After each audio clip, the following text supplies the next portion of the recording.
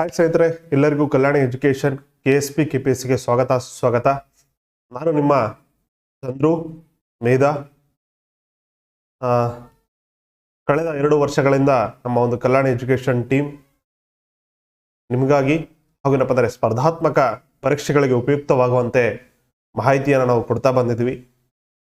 ಅದರಂತೆ ಈ ಒಂದು 2022 ಡಿಸೆಂಬರ್ ಒಂದು ಏನಾಗುತ್ತಪ್ಪ ಅಂತಂದ್ರೆ ಈ ಒಂದು ಜ್ಞಾನ ಸುರಭಿ ಎನ್ನುವ ಒಂದು ಪುಸ್ತಕವನ್ನ ನಾವು ಹೊರ ತಂದಿದ್ದೇವೆ. ಮಾರುಕಟ್ಟೆಯಲ್ಲಿ ಈಗ ಲಭ್ಯವಿದೆ ನೋಡಿ.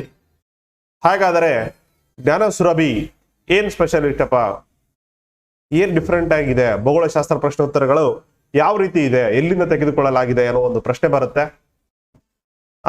ನೀವು ಯಾಕೆ ಈ ಪುಸ್ತಕವನ್ನ ತೆಗೆದುಕೊಳ್ಳಬೇಕು, ಯಾಕೆ ನೀವೇನಾಗುತ್ತಪ್ಪ ಅಂದ್ರೆಗಿನ ಈ ಒಂದು ಹಣವನ್ನ ಇದ್ರ ಮೇಲೆ ಇನ್ವೆಸ್ಟ್ಮೆಂಟ್ ಮಾಡಬೇಕು ಅನ್ನೋದು ಎಲ್ಲಾ ಒಂದು ಪ್ರಶ್ನೆಗಳಿಗೆ ಈ ಒಂದು ವಿಡಿಯೋದಲ್ಲಿ ನಿಮಗೆ ಉತ್ತರ ಸಿಗ್ತಾ ಇದೆ. ಈ ಒಂದು ಜ್ಞಾನ ಸುರಭಿ ಸ್ಪೆಷಲಿಸ್ಟ್ ಏನಾಗುತ್ತಪ್ಪ ಅಂತಂದ್ರೆ ಭೂಗೋಳಶಾಸ್ತ್ರದಲ್ಲಿ SSC ಅಲ್ಲಿ ಸ್ಟಾಫ್ ಸೆಲೆಕ್ಷನ್ ಕಮಿಷನ್ ಅಲ್ಲಿ ಕೇಳಿರುವಂತಹ CGL ಆಗಿರ್ಬೋದು, CHSL, CAPF ಅಂತೇಳಿ ಬರುತ್ತೆ, ಹಾಗೂ SSC ನಡೆಸುವಂತಹ ಒಂದು ಇತರೆ GD ಆಗಿರ್ಬೋದು, ಜನರಲ್ ಡ್ಯೂಟಿ, ಈ ಎಲ್ಲಾ ಎಕ್ಸಾಮಿನೇಷನ್ಸ್ ಅಲ್ಲಿ ಕೇಳಿರುವಂತಹ ಒಂದು ಪ್ರಶ್ನೆಗಳನ್ನ ತೆಗೆದುಕೊಳ್ಳಲಾಗಿದೆ. ಹಾಗೆ ಈ ಒಂದು HSTR ಆಗಿರ್ಬೋದು, GPSTR, TET ಗೋಸ್ಕರ, ಹಾಗೆ ಮುಂಬರಲಿರುವ PSI ಎಕ್ಸಾಮ್ಸ್ ಆಗಿರ್ಬೋದು, ಈ ಎಲ್ಲ ಎಕ್ಸಾಮಿನೇಷನ್ಸ್ಗೆ ಯೂಸ್ ಆಗುವಂತೆ ಹಾಗೂ ಕರ್ನಾಟಕದಲ್ಲಿರುವಂತಹ ಒಂದು ಪಠ್ಯಕ್ರಮ ಯಾವ ರೀತಿ ಇದೆಯಲ್ಲ, ಚಾಪ್ಟರ್ ವೈಸ್ 6 to 10th ಆಗಿರ್ಬೋದು, 6 to 12th ಅಲ್ಲಿ ಈ ಒಂದು ಖಂಡಗಳಾಗಿರ್ಬೋದು, ಹಾಗೇನಪ್ಪ ಅಂದ್ರೆ ಭೂ ಸ್ವರೂಪಗಳು ಅಂತೇಳಿ ಬರುತ್ತೆ 6ನೇ ತರಗತಿಯಲ್ಲಿ, ಹಾಗೆ ಭೂಪಟ ಮತ್ತು ನಕ್ಷೆಗಳು ಅಂತೇಳಿ ಬರುತ್ತೆ, ಹಾಗೆ ಭಾರತದ ಒಂದು ಪರಿಚಯ ಆಗಿರ್ಬೋದು, ನದಿ ವ್ಯವಸ್ಥೆ ಅಂದ್ರೆ ಡ್ರೈನೇಜ್ ಸಿಸ್ಟಮ್ ಆಗಿರ್ಬೋದು, ಹಾಗೆ ಪರ್ವತಗಳು, ಶಿಖರಗಳು, ಅರಣ್ಯ ಸಂಪತ್ತು, ಮಣ್ಣುಗಳು, ಈ ಎಲ್ಲದರ ಬಗ್ಗೆ ನಿಮ್ಗೆ 6ರಿಂದ 12ನೇ ತರಗತಿಯ ಭೂಗೋಳಶಾಸ್ತ್ರ ಒಂದು ಪುಸ್ತಕಗಳಲ್ಲಿ ನಾವು ಕಾಣಬಹುದು. ಆ ಎಲ್ಲವನ್ನು ಕೂಡ ನಾವು ಏನಾಗುತ್ತಪ್ಪ ಅಂದ್ರೆ ಇಲ್ಲಿರೋ ಒಂದು ಪ್ರಶ್ನೆಗಳನ್ನ ಚಾಪ್ಟರ್ ವೈಸ್ ಜಾಯಿಂಟ್ ಮಾಡಿದೀವಿ. ಹಾಗೆ ಈ ಪುಸ್ತಕ ಯಾವ ರೀತಿ ಇದೆ ಹಾಗೂ ಈ ಪುಸ್ತಕ ಎಲ್ಲಾ ಮಾರುಕಟ್ಟೆಯಲ್ಲಿ ಲಭ್ಯ ಇರುತ್ತೆ. ಇಲ್ಲಿ ಈ ಪುಸ್ತಕವನ್ನು ಪಡೆಯಲು ನೀವು ವೇಣು ಜಿರಾಕ್ಸ್ ಸೆಂಟರ್ ಅಂತೇಳಿ ಧಾರವಾಡ ಇವರಿಗೆ ಏನಾಗುತ್ತಪ್ಪ ಅಂದ್ರೆ ಡಿಸ್ಟ್ರಿಬ್ಯೂಷನ್ ಕೊಟ್ಟಿದ್ದೀವಿ, ವಿತರಣೆಯ ಹಕ್ಕುಗಳನ್ನು ಕೊಟ್ಟಿದ್ದೀವಿ. ಈ 2 ನಂಬರ್ಗಳಿಗೆ ನೀವು ಕರೆ ಮಾಡಬಹುದು. ಹಾಗೆ ಇದರ ಸಂಪಾದಕರಾದಂಥವರು ನಾವೇ, ಚಂದ್ರು ಮೇಧಾ ಅಂತೇಳಿ. ಈ ನಂಬರ್ ಅನ್ನು ಕೂಡ ಇದು ಸಂಪಾದಕರ ನಂಬರ್ ಆಗಿರುತ್ತೆ. ನಿಮ್ಗೆ ಏನಾದರೂ ಇದರಲ್ಲಿ ಪುಸ್ತಕದಲ್ಲಿ ತೊಂದರೆ ಆದರೆ ಈ ನಂಬರ್ಗೆ ಕರೆ ಮಾಡಬಹುದು. ಹಾಗಾದ್ರೆ ಈ ಪುಸ್ತಕದ ಸ್ಪೆಷಾಲಿಟಿ ಏನಪ್ಪಾ, ಈ ಪುಸ್ತಕವನ್ನು ಯಾಕೆ ಖರೀದಿ ಮಾಡಬೇಕು, ಇದರಲ್ಲಿ ಏನೆಲ್ಲ ಒಳಗೊಂಡಿದೆ, ಇದು ನಿಮ್ಮ ಒಂದು ಪರೀಕ್ಷೆಗೆ ಯಾವ ರೀತಿ ಹೆಲ್ಪ್ ಆಗುತ್ತೆ ಅನ್ನೋದನ್ನ ಕೂಡ ನಾವಿಲ್ಲಿ ಇವತ್ತು ತಿಳಿಸ್ಕೊಡ್ತೀವಿ ಅಂತ.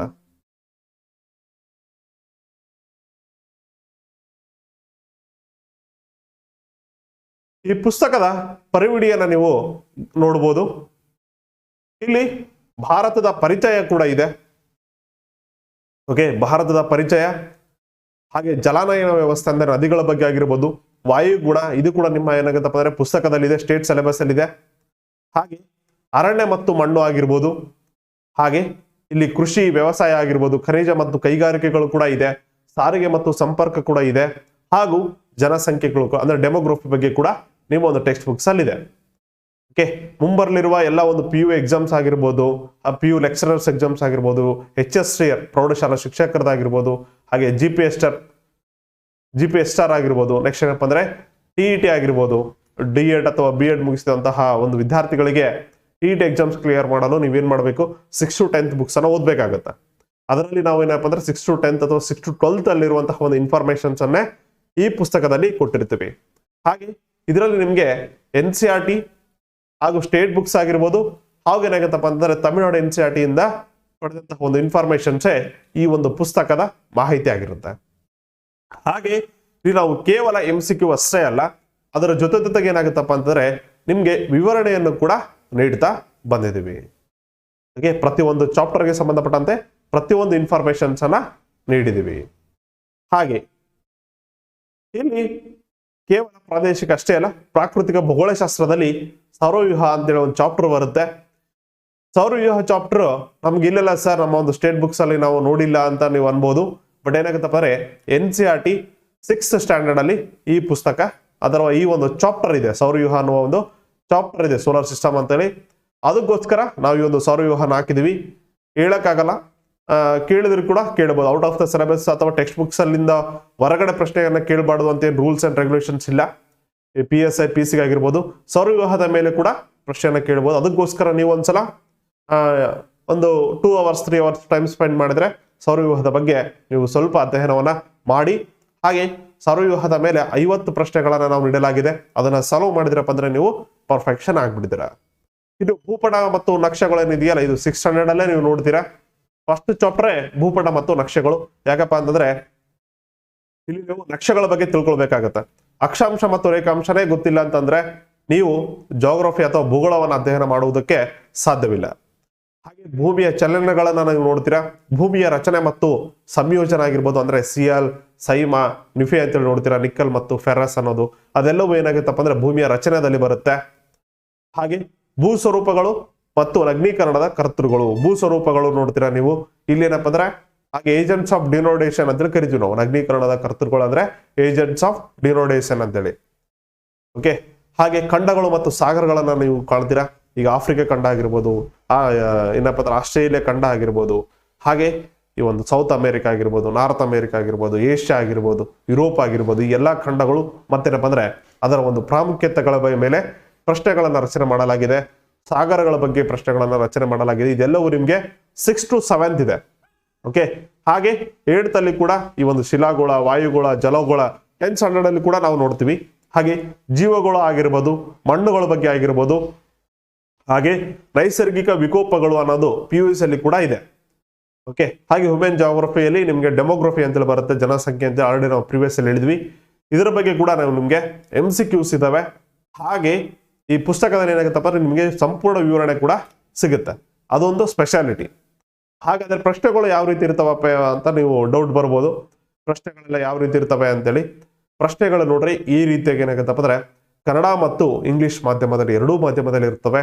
ಯಾಕೆ ಎರಡೂ ಮಾಧ್ಯಮದಲ್ಲಿ ಕೊಟ್ಟಿದ್ವಿಪ್ಪ ಅಂತಂದ್ರೆ ನೀವು ಎಕ್ಸಾಮಿನೇಷನ್ಸ್ ಬರಿಬೇಕಾದ್ರೆ ಕನ್ನಡ ಮತ್ತು ಇಂಗ್ಲಿಷ್ ನಲ್ಲಿ ಏನಾದ್ರೂ ತೊಂದರೆ ಉಂಟಾದರೆ, ಇಲ್ಲಿ 10 degree ಚಾನಲ್ ಅಂತ ಹೇಳಿದೆ, ಒಂದು ವೇಳೆ ಏನಾದ್ರೂ ಇಲ್ಲಿ 12 ಅಂತ ಮೆನ್ಷನ್ ಮಾಡಿಬಿಟ್ಟಿದ್ದಪ್ಪ ಅಂತಂದಾಗ ಅಲ್ಲಿ ಏನ್ ಹೇಳ್ತಾನಪ್ಪ ಅಂತಂದ್ರೆ ಇಂಗ್ಲಿಷ್ ಅಲ್ಲಿ ಕೊಟ್ಟಿರುವಂತಹ ಮಾಹಿತಿಯೇ ಫೈನಲ್ ಅಂತೇಳಿ ಹೇಳ್ತಾನೆ. ಅಂದ್ರೆ ಇಂಗ್ಲಿಷ್ ಅಲ್ಲಿ ಕೊಟ್ಟಿರುವಂತಹ ಕ್ವಶನ್ ಆಲ್ಮೋಸ್ಟ್ ಫೈನಲ್ ಅಂತೇಳಿ ಹೇಳಲಾಗ್ತದೆ.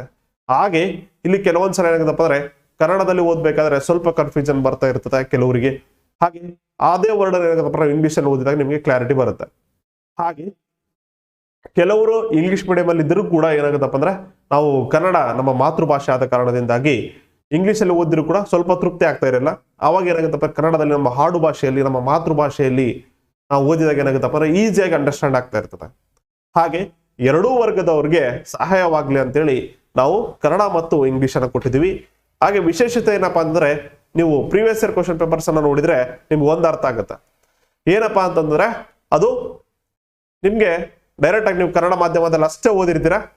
ಅವಾಗ ಏನಾಗುತ್ತಪ್ಪ ನೀವು ಎಕ್ಸಾಮಿನೇಷನ್ಸ್ ಬರೆಯಕ್ಕೆ ಹೋದಾಗ ಅಲ್ಲಿ ಏನಾಗುತ್ತೆ ನಿಮ್ಗೆ ಇಂಗ್ಲಿಷ್ ಅಲ್ಲಿ ಕೂಡ ಕೊಟ್ಟಿರ್ತಾನೆ, ಇಂಗ್ಲಿಷ್ ಮತ್ತು ಕನ್ನಡದಲ್ಲಿ ಕೊಟ್ಟಿರ್ತಾನೆ. ಹಾಗೆ ಕೆಲವೊಂದು ಕ್ವಶನ್ಸ್ಗಳು ಏನಾಗುತ್ತಪ್ಪ ಅಂದ್ರೆ ಇತ್ತೀಚೆಗೆ ನಾವು ಪ್ರಶ್ನೆ ಪತ್ರಿಕೆಗಳನ್ನ ನೋಡೋದಾದ್ರೆ ಆಸ್ ಇಟ್ ಈಸ್ ಇಂಗ್ಲಿಷ್ ನಲ್ಲಿ ಯಾವ ರೀತಿ ಇದೆಯೋ ಅದೇ ತರ ಏನಾಗುತ್ತಪ್ಪ ಅಂದ್ರೆ ಕನ್ನಡದಲ್ಲಿ ಟ್ರಾನ್ಸ್ಲೇಟ್ ಮಾಡ್ತಾ ಇದ್ದಾನೆ. ಓಕೆ. ಯಾವ ತರಪ್ಪ ಅಂದ್ರೆ ಇಲ್ಲಿ Andaman group and Nicobar group islands ಅಂತ ಇದೀನಿ, ಇಲ್ಲಿ ದ್ವೀಪಗಳು ಅಂತ ನಾವು ಹಾಕಿದೀವಿ. ಹೌದಾ, ಇಲ್ಲಿ ದ್ವೀಪಗಳು ಅಂತ ಹಾಕಿದ್ವಿ. ಅದ್ರ ಬದಲು ಆತ ಏನ್ ಮಾಡ್ತಾ ಇದ್ದಾನೆ, ಇಲ್ಲಿ ಕೂಡ ಐಲ್ಯಾಂಡ್ ಅಂತಾನೆ ಹಾಕ್ಬಿಡ್ತಾನೆ. ಹೌದಾ, ಈ ತರ ಟ್ರಾನ್ಸ್ಲೇಟ್ ಮಾಡ್ತಾ ಇದ್ದಾನೆ.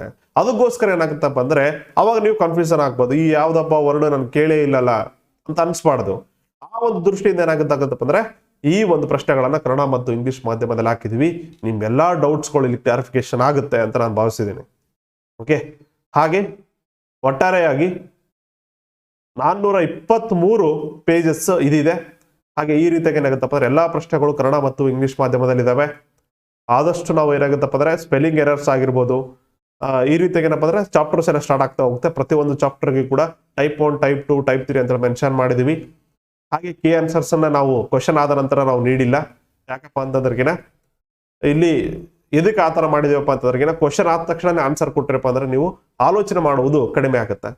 ಯಾವಾಗೇ ಆಗ್ಲಿ ನೀವು ಒಬ್ಬ ಸ್ಪರ್ಧಾರ್ಥಿ ಅಥವಾ ಒಬ್ಬ ಪ್ರಿಪರೇಷನ್ ಸ್ಪರ್ಧಾ ಮಿತ್ರನಾಗಿ, ಕಾಂಪಿಟೇಟರ್ ಆಗಿ ನಿಮ್ಮ ತಲೆಗೆ ಏನಾಗುತ್ತಪ್ಪ ಅಂದ್ರೆ ಆಲೋಚನೆ ಮಾಡುವಂತಹ ಒಂದು ಶಕ್ತಿಯನ್ನ ಕೊಡ್ಬೇಕಾಗತ್ತೆ. ಓಕೆ.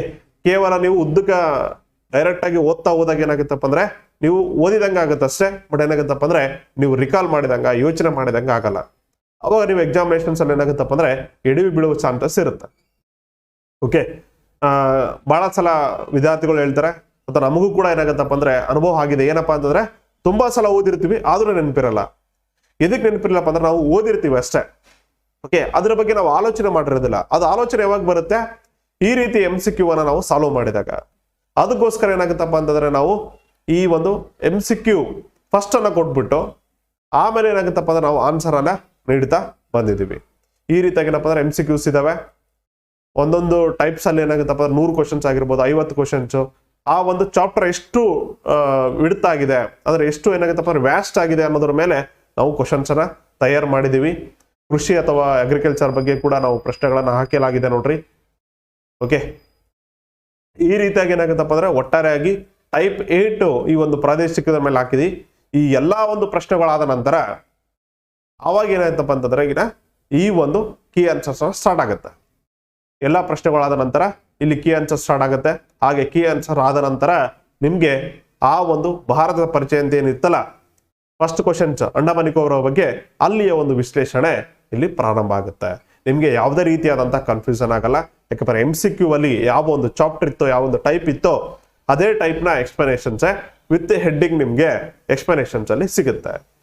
ಒಂದ್ ವೇಳೆ ಕೀ ಆನ್ಸರ್ಸ್ ಅಲ್ಲಿ ಏನಾದ್ರೂ ನಿಮ್ಗೆ ಗೊಂದಲ ಆಯ್ತು ಅಥವಾ ನೋಡಿಕೊಳ್ಳುವುದಕ್ಕೆ ಪ್ರಾಬ್ಲಮ್ ಆಯ್ತು ಅಂದ್ರೂ ಕೂಡ ಎಕ್ಸ್ಪ್ಲನೇಷನ್ ಅಲ್ಲಿ ಕೂಡ ಮತ್ತೊಮ್ಮೆ ನಾವು ಕೀ ಆನ್ಸರ್ಸ್ ಅನ್ನ ಮೆನ್ಷನ್ ಮಾಡಿದ್ವಿ. ಓಕೆ, ಇಲ್ಲಿ ನೋಡ್ಬೋದು ಕೀ ಆನ್ಸರ್ಸ್ ಅನ್ನ ಮೆನ್ಷನ್ ಮಾಡಿ ಭೂಗೋಳಕ್ಕೆ ಸಂಬಂಧಪಟ್ಟಂತೆ ಮಾತ್ರ ನಾವು ಈ ಒಂದು ವಿವರಣೆಯನ್ನ ನೀಡಿದ್ದೀವಿ. ಓಕೆ, ಹಾಗೂ ಆ ಪ್ರಶ್ನೆಗಳಿಗೆ ಸಂಬಂಧಪಟ್ಟಂತೆ ಆ ಒಂದು ಕೀ ಆನ್ಸರ್ಸ್ ಗಳಿಗೆ ಸಂಬಂಧಪಟ್ಟಂತೆ ವಿವರಣೆಯನ್ನ ಕ್ಲಾರಿಫಿಕೇಶನ್ ಮಾಡಿದ್ವಿ.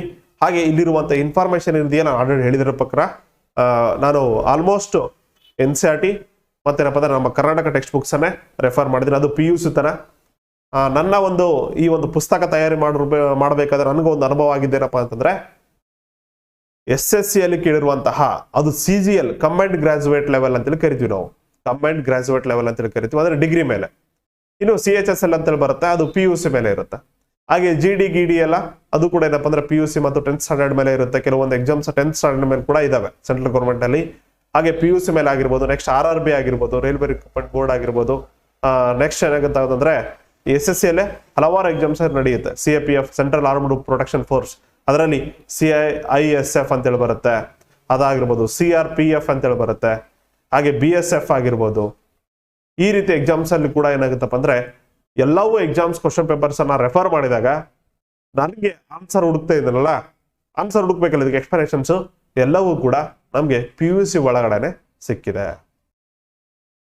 100% ಅಲ್ಲಿ 90% ಏನಿದೆಯಪ್ಪ ಅಂದ್ರೆ ನಮ್ಮ ಟೆಕ್ಸ್ಟ್ ಬುಕ್ಸ್ ಅಲ್ಲೇ ಸಿಗುತ್ತೆ.